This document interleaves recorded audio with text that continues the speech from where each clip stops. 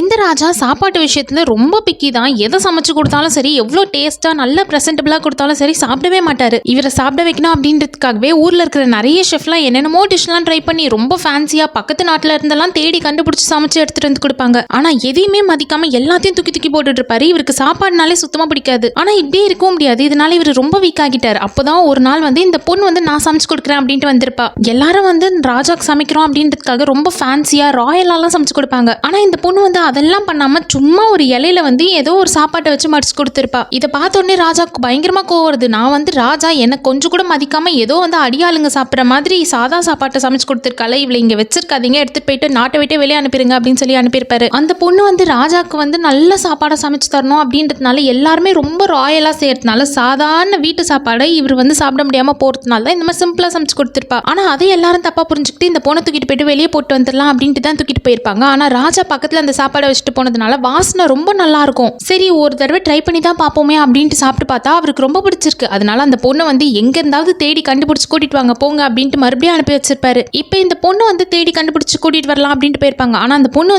கொஞ்சத்துல வரவே மாட்டா. அப்படி நான் திருப்பி வரணும் அப்படின்னா மொத்தமா 3 கண்டிஷன்ஸ் இருக்கு. அது எல்லாத்துக்கும் உங்க ராஜா ஒத்துக்கணும் அப்படின்னு தான் சொல்லியிருப்பா. என்னன்னா முதல் கண்டிஷன், இந்த பொண்ணுக்கு சம்பளத்தை 2 மடங்கா ஏத்தி கொடுக்கணும். அடுத்த கண்டிஷன், கிச்சன் மொத்தமும் என் கண்ட்ரோல்ல தான் இருக்கணும். நான் என்ன சொல்றேனோ அதை தான் எல்லாரும் செய்யணும். 3வது கண்டிஷன், நான் என்ன சொல்றேனோ என்ன சமைச்சு கொடுக்குறேனோ அது ராஜா கொஞ்சம் கூட இது வேண்டாம் அது வேணாம்னு சொல்லாம ஃபுல்லா சாப்பிட்டு முடிக்கணும். ராஜா கிட்ட போயிட்டு இந்த 3 கண்டிஷன்ஸையும் சொல்லுவாங்க. இப்ப அவருக்கு விருப்பம் இருக்காதுதான். ஆனா இவளை விட்டா வேற ஆளும் கிடைக்கல. அதனால சரி ஓகேன்னு தான் சொல்லிடுவாரு. இப்ப இந்த பொண்ணு நைட்டு டின்னருக்கு அவருக்காக ஒரு சின்னதா ஒரு கறியும் வேக வச்ச பன்னு எடுத்துட்டு வந்து கொடுப்பா. அதை பார்க்கும் போதே உனக்கு என்ன பார்த்தா எப்படிதான் தெரியுது, வெறும் ஒரு பன் எடுத்துட்டு வந்து கொடுக்குறியே, இதுதான் ராஜ விருந்தா அப்படின்ட்டு கேட்டிருப்பாரு. நான் போட்ட 3 கண்டிஷன்ஸ்ல 3வது கண்டிஷன், நான் என்ன சமைச்சு கொடுக்குறேனோ அதை நீங்க வாயே திறக்காம சாப்பிடணும். அதனால மரியாதையா சாப்பிடுங்க அப்படின்னு சொல்லியிருப்பா. அவரும் எல்லாம் என் நேரம் அப்படின்ட்டு தான் எடுத்து சாப்பிட்டுருப்பாரு. ஆனா சாப்பிட்டு பார்த்தா உண்மையாவே அவருக்கு அந்த டேஸ்ட் ரொம்ப பிடிச்சிருக்கு. ராஜாக்கு சமைச்சு கொடுக்கணும் அப்படின்றதுக்காக எல்லாரும் ரொம்ப ஃபேன்சியா சமைச்சு தருவாங்க. அதுதான் அவருக்கு பிடிக்கல. நார்மலா சாதாரண சாப்பாடு தான் அவருக்கு ரொம்ப பிடிச்சிருக்கு. அதை அந்த பொண்ணு தெரிஞ்சுக்கிட்டு கரெக்டா அவருக்கு ஏற்ற மாதிரி செஞ்சு கொடுத்துருவா.